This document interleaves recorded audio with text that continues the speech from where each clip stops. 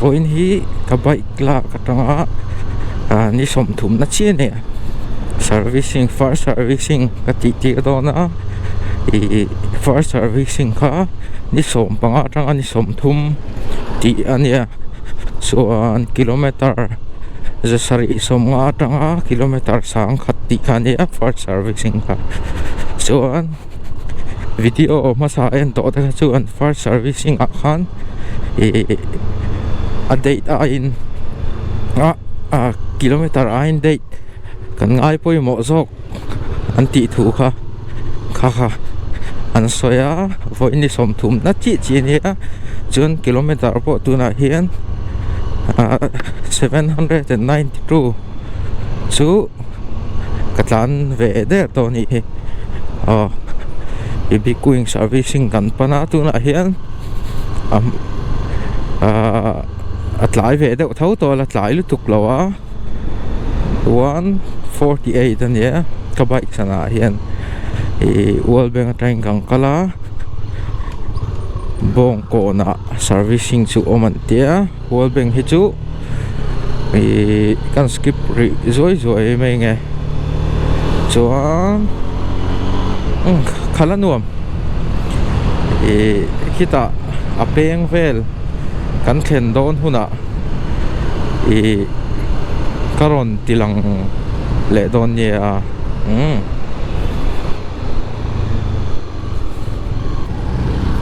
Hong Kong big wing peng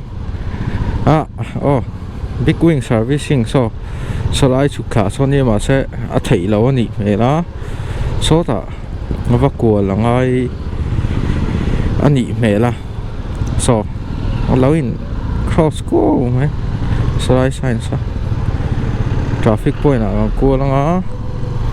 chuan tlang thang bong ko na nia tu na rom na hi Honda big wing servicing la shelo te om thut takin hey lai bokon traffic point khania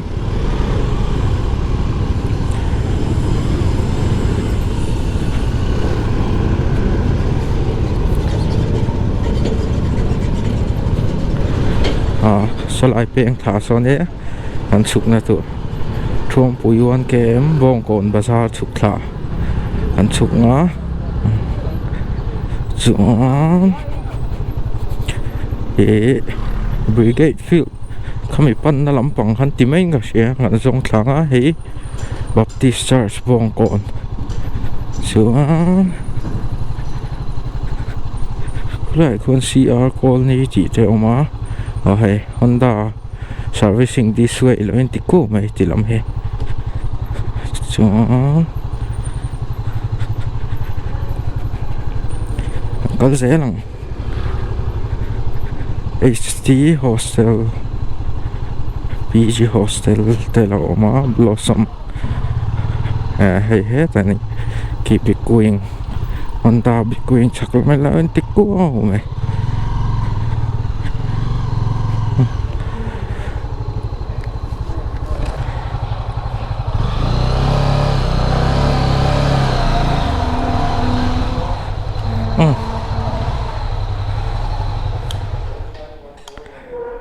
mun po lâu xỉ lên khôi à hiên nghe cái đằng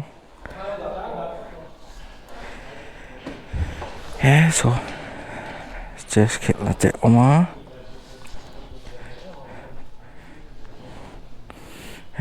customer waiting upon later lem hey Highness Classic servicing for servicing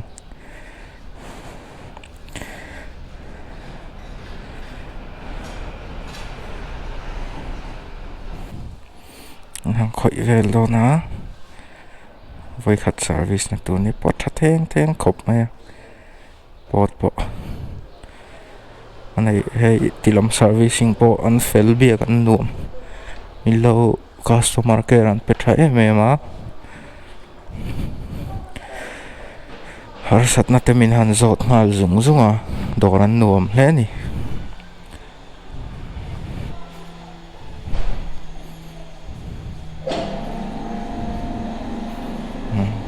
han check call vel do na ni tu na hian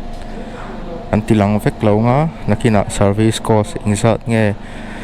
I ngai free servicing halania chuting te chu kan soyanga chuti chuan tu tok report teng bill lo chu ka chuan hei ngen ti hi oil filter an thla ka engine oil chuan hei screw an vu boka chuan a total hi sangkhat ko som le ni thal he mai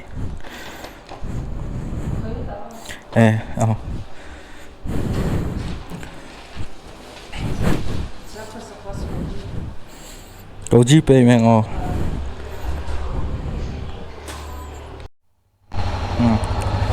servicing an ti zau chi bilha sang khat zaku somli first servicing an thak ho bo ka soya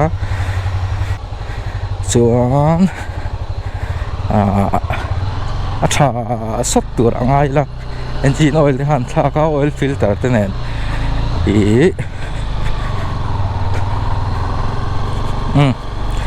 chuan tuna hian fog light ani lo frame slider kan thei hil thu chu frame slider vo le ka tuma chu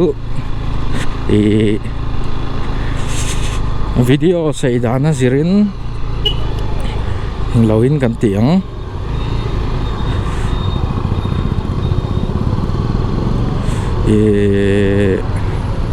part 2 ang tapon or video next video mi turang pon bong ko na tang le mek servicing chung kha rei lo hle dar car khat potling lo ang ve la ni rei lo chu chuan an fel a tok chak zot tur anga yang